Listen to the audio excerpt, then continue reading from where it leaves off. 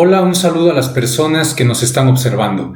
Bienvenidas, bienvenidos a Escoleia 4.0, un espacio destinado para la difusión, el intercambio y la socialización de ideas vinculadas con el ámbito educativo.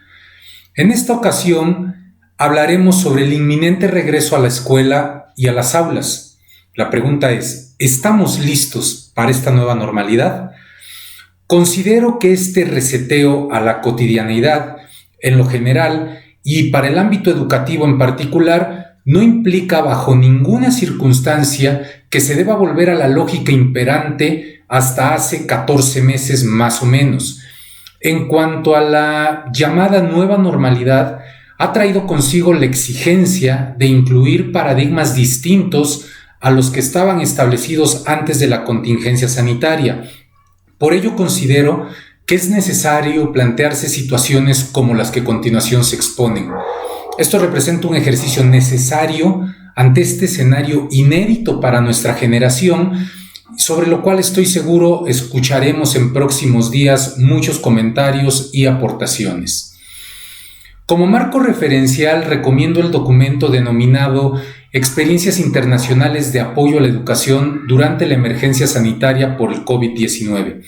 Dicho material nos lleva a considerar lo ocurrido con la experiencia internacional y lo que se ha recabado al momento. En este sentido, varios países han coincidido en la adopción de un enfoque de derechos para considerar a la educación como tal, y también en el ámbito de la respuesta ante esta emergencia sanitaria adoptaron un modelo de gestión de riesgos para prevenir desastres o, según el caso, reducir los ya existentes. Para entender el tema de la experiencia educativa durante la contingencia, hay que mencionar 3 elementos fundamentales.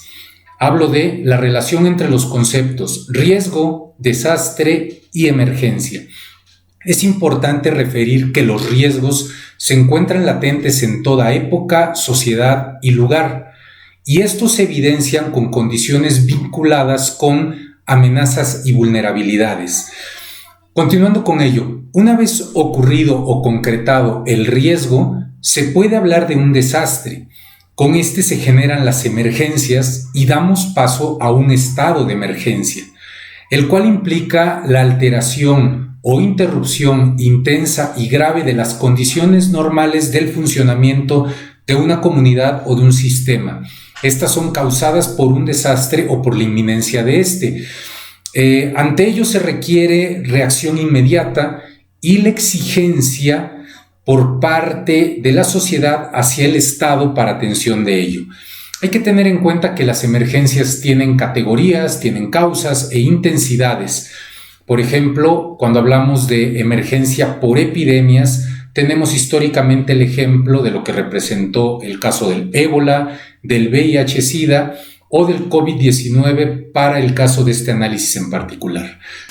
Relacionado con lo anterior, la noción de emergencia comprende 4 etapas. La primera es preparación, respuesta, recuperación y reconstrucción. Cuando hablamos de preparación, entendemos que en esta etapa los gobiernos, sistemas y comunidades desarrollan conocimientos y capacidades para prever, responder y recuperarse ante la emergencia. Tales acciones se llevan a cabo en tiempos de tranquilidad ante lo que inminentemente será la ocurrencia de un desastre. Segunda, respuesta. Etapa donde se desarrolla lo planificado previamente y comprende la reacción para atender a la población, asegurando el suministro de servicios durante o inmediatamente después de un desastre, con la intención de salvar vidas, reducir impactos y preservar la seguridad. Recuperación. Con esta se persigue el restablecimiento de la funcionalidad de los programas y servicios esenciales para garantizar condiciones adecuadas y sostenibles de la vida en sociedad. Dichas acciones retoman estrategias y políticas preexistentes con la finalidad de facilitar el establecimiento de responsabilidades a las instituciones de manera clara y a modo que incentiven la participación social. Ante el regreso inminente a la escuela, se busca reactivar a la sociedad y que la emergencia sanitaria causada por el COVID-19 no se prolongue y que como sociedad seamos capaces de gestionar esta crisis. En contraparte, en caso de un manejo inadecuado, se corre también el riesgo de prolongar la emergencia y con ello se hace latente la posibilidad de crisis institucional en materia de servicios, se ponen en riesgo los medios de subsistencia y desde luego prolongar esta contingencia, sus efectos adversos con ello, llegando en un escenario no deseable a agudizar los conflictos previamente existentes o a que se desarrollen nuevos. Por otra parte, cuando se habla de educación en situaciones de emergencia, el propósito es la generación de oportunidades de aprendizajes mediadas por el Estado durante una situación de incertidumbre provocada por un desastre.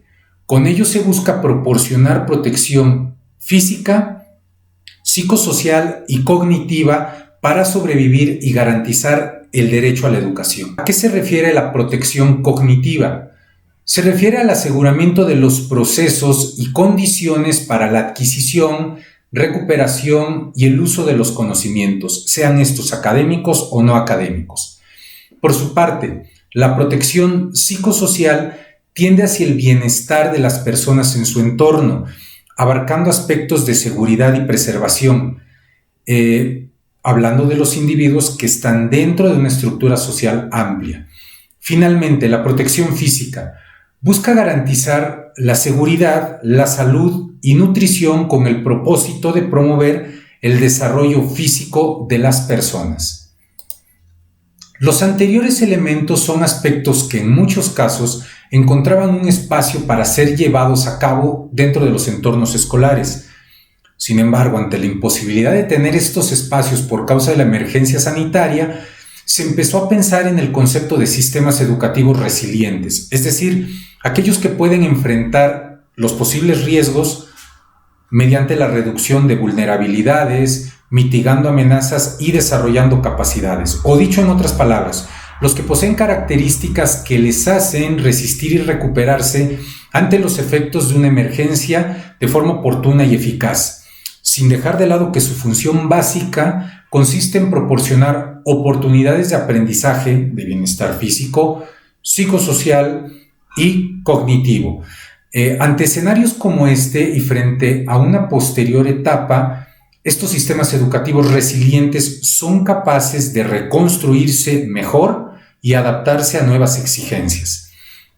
Entonces, derivado de la experiencia internacional y considerando que hay sistemas educativos que han entrado en fase de recuperación o que en algún momento retornaron a las aulas, se puede considerar que nuestro sistema educativo enfrentará retos a partir de variables similares a las que tuvieron otros países o existen otras que nos diferencian de forma marcada ante ellos, porque surgen dentro de contextos específicos. Por ello es conveniente pensar sobre las siguientes 5 categorías. Primera categoría: una nueva organización escolar con nuevas reglas, con una gestión eficiente de los datos y de la información. Esto refiere a marcos de actuación con mayor autonomía basados en necesidades contextuales, lo cual impactará dentro del funcionamiento escolar innegablemente, también dentro del financiamiento y la gobernanza del mismo sistema. Para esto considero que se deben analizar a conciencia cuáles pueden ser los elementos a los que hay que adaptarse y cuáles los posibles efectos negativos. Segunda categoría: un modelo educativo cada vez más mediado por tecnologías de la información, comunicación, conocimiento y aprendizajes digitales, las TICAD, para emplearlas con el propósito de gestionar aprendizajes por medios diversos que no necesariamente implicarán lo presencial. A su vez, considerar que la escuela no va a funcionar a diario, no será como antes, de lunes a viernes la escuela, y con ello tener en mente que nos iremos integrando gradualmente a la convivencia. Pensar cuáles serán las condiciones mínimas que necesitaremos, hablar de diseño y rediseño curricular, de modalidades mixtas y entender que la tecnología se puede emplear en 2 vías. Puede ser un criterio para inclusión o, en el efecto negativo, se puede convertir en un criterio de exclusión. A su vez, ¿cuáles serán los medios auxiliares para poder llegar a todos los contextos, a todas las escuelas y con ellos contemplar un esquema alternativo para los lugares donde no existieron ni existen condiciones que permitan el uso de dichas tecnologías. Tercera categoría. Pasamos de un problema de infraestructura hacia un problema relacionado con el equipamiento. Por ello hay que considerar dos categorías que son importantes. La primera, las escuelas ya existentes, dentro de las cuales sí se podrá hacer la migración hacia un nuevo modelo, y las escuelas que no podrán lograrlo y que probablemente estén condenadas a desaparecer. La segunda categoría es la necesidad de pensar sobre cómo habrán de ser las nuevas escuelas. Cuarta categoría, pensar en los que han quedado fuera o los que han quedado atrás, es decir, niños, niñas, adolescentes y jóvenes con discapacidad, con necesidades educativas especiales y en condiciones de vulnerabilidad. Un ejemplo que puede relacionarse con esto es el caso de los desayunos escolares. Durante la contingencia se perdió esto y tendríamos que preguntarnos cómo el sistema educativo nacional atenderá casos como estos, cómo se modificarán los requerimientos administrativos, funcionales, curriculares, cuál será el acompañamiento para estas personas y desde luego el impacto en materia económica o de presupuesto. Finalmente, un tema que me gustaría dejar sobre la mesa es el relativo a la formación de docentes, al alumno que está estudiando la normal o que piensa prepararse para ejercer docencia. Este por sí mismo es un tema que valdría la pena abordar en un posterior material. Finalmente, el reto o los retos que enfrenta el sistema educativo nacional son sumamente complejos. Las secuelas cognitivas, físicas y psicosociales que ha dejado la pandemia dentro de la comunidad se pueden pensar desde el ámbito de lo visible, es decir, aquellas que al día de hoy y que en este momento ya sabemos o inferimos.